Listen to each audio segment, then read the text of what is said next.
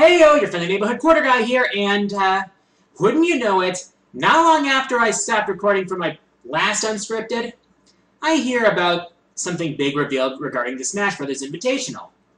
Now you see, Nintendo's having this Smash Bros. Invitational tournament during E3 to promote Super Smash Bros. For Wii U and 3DS.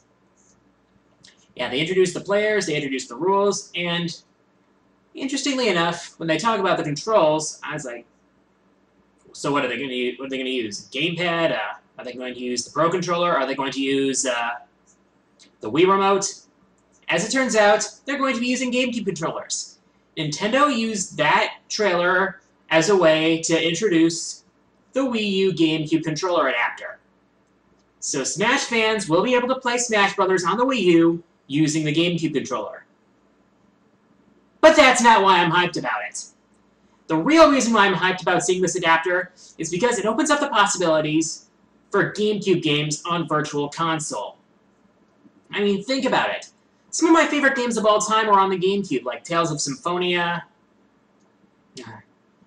Paper Mario: The Thousand-Year Door, Super Mario Sunshine, Luigi's Mansion, and there are a lot of awesome games that I really want to play that are on the GameCube. And now that Nintendo's going to be releasing an adapter for the GameCube controllers on Wii U, I wouldn't be surprised if GameCube Virtual Console games were announced at this year's E3. I would be hyped to no end for that. And if that sounds like hype to you, then tell me what GameCube games you'd like to see on Virtual Console down in the comments below. But for now, let's get to some user questions. Now remember, if you want to send me a user question, go to my channel, hit About, and click the Send Message button. First question today comes from Gibson Riddick, who asks, what is your favorite Mario RPG game? Well, in terms of pure gameplay and humor, it would be Mario and Luigi Bowser's Inside Story. I mean, that game was extremely funny, and it was great to be able to play as Bowser and all his anti-hero badassery. Bowser had a good playstyle, and the Giant Bowser battles were awesome. And for Mario and Luigi themselves, they were fun to play as too. Their 2D gameplay was a ton of fun inside Bowser's body. It was quirky to be sure. And of course, we can't forget the hilariousness that is being Fawful. I think Fawful was at his absolute best in this game. It's just a shame Fawful didn't make an appearance in Dream Team.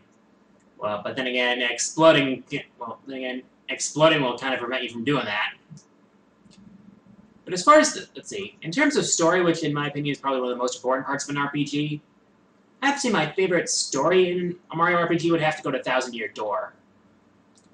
Yeah, story and character-wise, yeah, Thousand-Year Door was my favorite in that regard. One thing that bugged me about Thousand-Year Door, however, was the luck-based elements involved that can kind of get in your way. Though I did like the concept of the stage. Execution could have been a little better, though.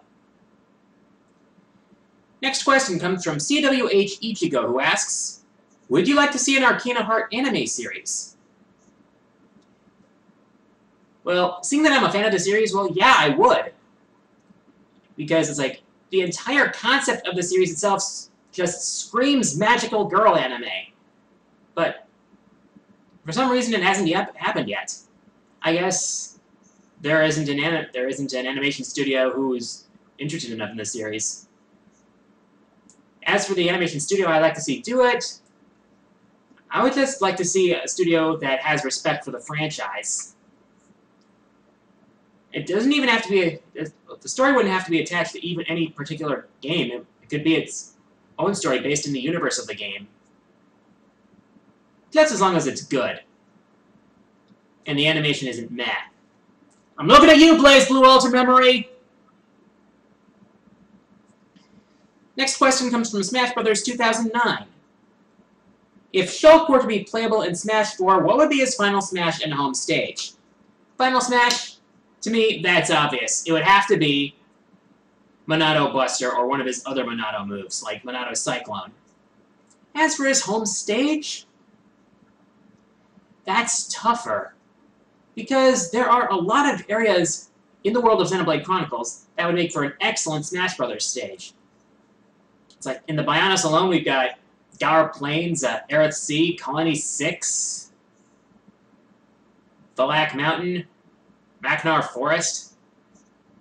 I mean, the entire world of Xenoblade Chronicles is filled to the brim with memorable locations and lush environments.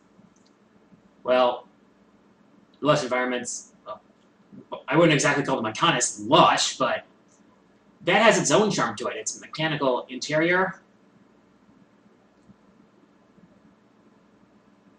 But perhaps the biggest reason I'd love to see Shulk in the game, besides the fact that I love Xenoblade Chronicles to death, is the fact that if he gets a stage, we get the soundtrack. And come on, you will know our names. Really. Look it up. It is awesome.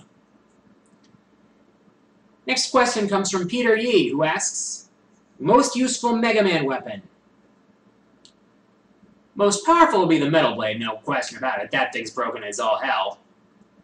But most useful? There are a few that come to mind, like the Hornet Chaser, which can grab items and bring them back to you. There's the Jewel Satellite, which is a farmer's best friend in that game, because that thing, almost nothing can take down a Jewel Satellite shield when you put it up. Small enemies crumble just like that. Let's see, the Firestorm in the original Mega Man served as both an offensive and a defensive tool. Excuse me. But I could probably think of some other weapons like Thunderclaw, which is like the Mega Tarzan thing. I'd have to say the Hornet Chaser is indeed the most useful. Not in terms of, well, not necessarily in terms of battle, well, not just in terms of battle, but in terms of utility. Yeah, Besides, they're Hornets. That way I can avoid making a cheap reference. Final question comes from Mecha Silver, who asks, do you like roller coasters? Roller coasters scare me!